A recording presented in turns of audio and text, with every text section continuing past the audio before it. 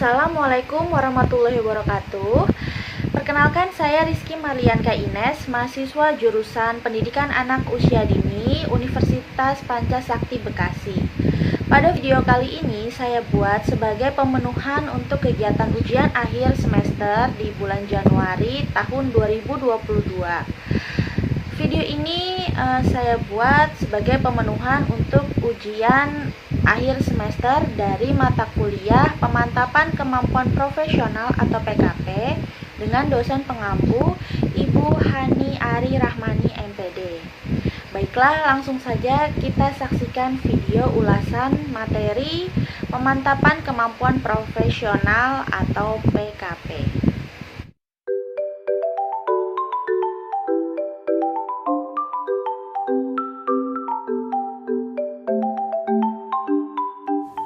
Materi pertama membahas mengenai pemodelan pembimbingan praktik PKP pada pendidikan jarak jauh. Dalam hal ini, saya akan membahas mengenai listen study. Listen study adalah suatu model pembinaan bagi guru melalui pengkajian pembelajaran kolaboratif dan berkelanjutan berlandaskan prinsip-prinsip kolegalitas dan mutual learning untuk membangun komunitas belajar.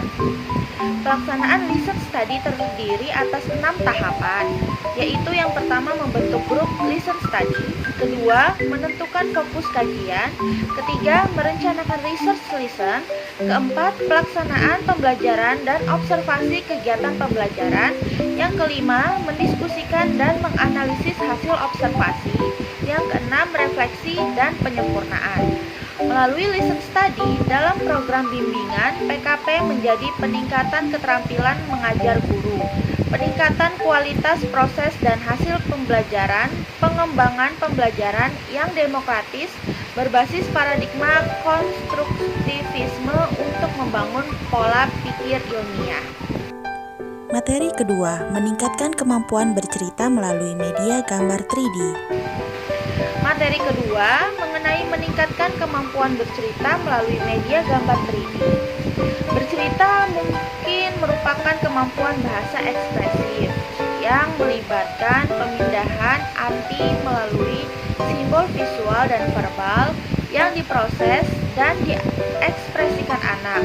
Bercerita adalah salah satu komponen yang ada pada kemampuan bicara anak. Beberapa cara bercerita kepada anak. Yang pertama, membaca langsung dari buku cerita. Yang kedua, bercerita melalui ilustrasi gambar dari buku. Yang ketiga, menceritakan dongeng-dongeng bergambar. Manfaat kegiatan bercerita melalui media gambar 3D pada anak adalah untuk mengembangkan kemampuan bahasa anak secara verbal maupun non-verbal. Dan guru pun harus mempunyai kemampuan dalam bercerita sehingga penyampaian suatu hal yang mengisahkan tentang sebuah kejadian atau perbuatan kepada orang lain secara lisan dengan menggunakan bahasa yang baik agar dapat mencapai tujuan dari cerita yang disampaikan. Dengan melihat gambar 3D, merangsang imajinasi anak dan dapat memudahkan anak untuk menceritakan isi dari buku dengan gambar 3D. Materi ketiga, upaya meningkatkan prestasi belajar siswa dengan menggunakan metode bervariasi. Metode pembelajaran variatif.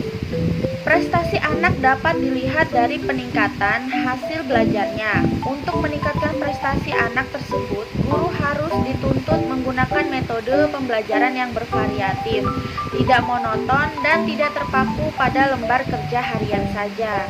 Bentuk-bentuk metode pembelajaran yang dapat diterapkan di kelas PAUD antara lain metode bercerita, metode diskusi, metode bernyanyi, metode bermain, atau pembelajaran terpadu.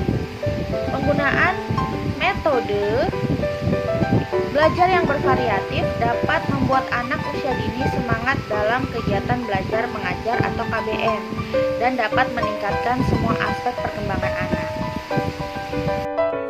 Materi keempat, meningkatkan kualitas pembelajaran dalam dimensi daring. E-learning telah mempersingkat waktu pembelajaran dan membuat biaya studi lebih ekonomis. E-learning mempermudah interaksi antara peserta didik dengan bahan atau materi pelajaran, peserta didik dengan guru atau instruktur maupun sesama peserta didik. Cara agar metode pembelajaran daring menjadi berkualitas pada anak usia dini antara lain penyampaian materi yang jelas dan singkat. Selipkan kegiatan bernyanyi agar anak tidak bosan. Gunakan animasi atau PowerPoint interaktif dalam penyampaian materi. Dan gunakan metode pembelajaran tanya jawab agar guru dapat mengevaluasi kegiatan pembelajaran pada sesi berikutnya. Materi kelima meningkatkan kemampuan huruf abjad pada kelompok PAUD. Cara meningkatkan kemampuan huruf pada anak usia dini. Yang pertama, mulailah dari mengeja nama anak itu sendiri. Yang kedua, belajar dari objek yang familiar. Contohnya, huruf A untuk apel, huruf B untuk bola, huruf C untuk cherry, dan sebagainya. Sering-seringlah membacakan buku cerita bergambar.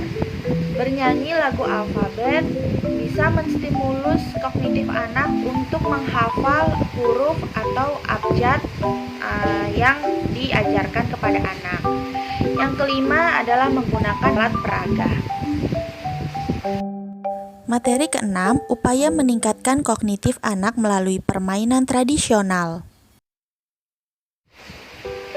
Indonesia memiliki banyak sekali permainan tradisional sebagai warisan budaya. Berikut ini adalah salah satu bentuk permainan tradisional yang dapat meningkatkan kemampuan kognitif anak. Yang pertama ada permainan congklak. Dalam bermain congklak, anak akan dilatih kemampuan berhitungnya dengan cara memasukkan setiap biji congklak ke dalam masing-masing lubang congklak. Kemudian ada permainan petak umpet. Ada beberapa aspek yang dapat dikembangkan melalui permainan ini, yaitu adalah bagaimana cara anak untuk memilih tempat aman untuk bersembunyi agar anak tidak ketahuan oleh temannya, dan anak juga dilatih untuk berhitung. Yang ketiga, ada permainan gobak sodor, yaitu permainan melatih kemampuan anak dalam pemecahan masalah atau problem solving. Materi ketujuh, hubungan antara PKP dan PKM. PKP merupakan pengembangan dari pemantapan kemampuan mengajar atau PKM dengan kerangka berpikir PTK. Artinya, yang diberikan pada PKP yang merupakan muara program sarjana memiliki kompleksitas yang lebih tinggi dibandingkan materi PKM yang merupakan muara program diploma. Tujuan PKP adalah agar mahasiswa berkembang menjadi guru yang profesional, mampu menerapkan kaidah-kaidah PTK untuk meningkatkan kualitas pembelajaran dan pengajaran. Materi ke-8, pengaruh pengalaman pelatihan terhadap peningkatan kompetensi profesional guru sebagai pendidik. Kompetensi yang harus dimiliki guru ada 4 kompetensi dasar guru. Yang pertama, kompetensi pedagogik, kompetensi kepribadian, kompetensi profesional, kompetensi sosial. Dampak pada siswa bila diajar oleh guru yang memiliki kompetensi yang baik. Yang pertama, siswa dibekali kompetensi yang up to date sehingga proses pembelajaran akan terus berinovasi ke arah yang lebih baik dan modern. Yang kedua, pembelajaran yang diselenggarakan oleh guru akan kondusif dan dapat tercapainya kondisi kelas yang aktif, kreatif, efektif, dan menyenangkan karena guru memiliki kompetensi di bidang teknologi sebagai syarat pembelajaran yang modern dan handal. Materi ke-9, refleksi atau analisis permasalahan dalam pembelajaran sebagai guru berbasis PKP. Refleksi adalah salah satu kegiatan yang dilaksanakan guna meningkatkan kualitas pembelajaran di sekolah sehingga target pembelajaran dapat tercapai. Refleksi juga dilakukan untuk mengevaluasi proses belajar mengajar yang telah dilakukan dengan berdasar dari hasil pengamatan dan data yang dikumpulkan oleh siswa. Tujuan refleksi akan tercapai apabila setelah refleksi, guru mau untuk menerima masukan dan kritikan, lalu setelahnya merancang strategi pembelajaran yang baru.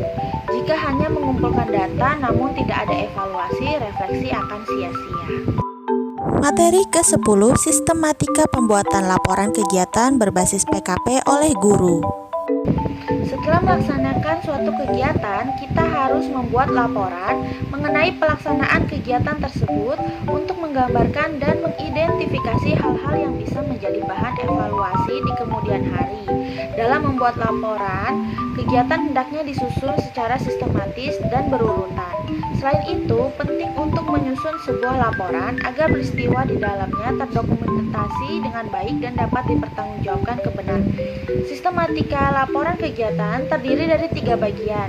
Yang pertama, pendahuluan dengan isian latar belakang kegiatan, objek kegiatan, dan tujuan. Isi laporan meliputi jenis kegiatan, waktu dan tempat pelaksanaan kegiatan, peserta, hambatan, dan hasil kegiatan. Kemudian ada bagian penutup yang meliputi kesimpulan, saran, dan dokumentasi kegiatan. Materi 11 dan 12 membahas mengenai mengidentifikasi permasalahan dalam kegiatan pembelajaran SKHRK perbaikan siklus 1 dan 2. Pada materi ini dijelaskan mengenai mahasiswa program studi ilmu keguruan dalam membuat RK PKP di mana mahasiswa dibantu oleh supervisor akademik dalam menyusun dan melaksanakan program kegiatan PKP dari siklus 1 sampai siklus 2 yang nantinya supervisor akademik akan mengecek kesesuaian jurnal dan disetujui pada lembar persetujuan. Baik, demikianlah video ulasan materi yang sudah saya bahas. Semoga video ini dapat menambah wawasan kita semua dan dapat bermanfaat bagi kita semua. Akhir kata, wassalamualaikum warahmatullahi wabarakatuh.